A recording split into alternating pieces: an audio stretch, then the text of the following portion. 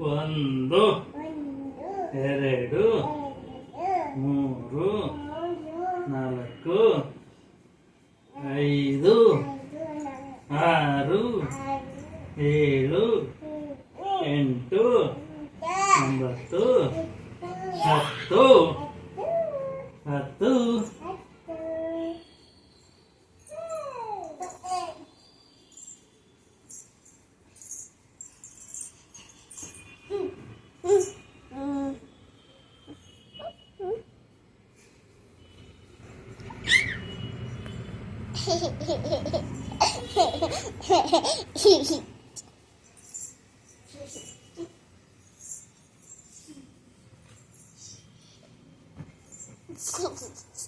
Amma,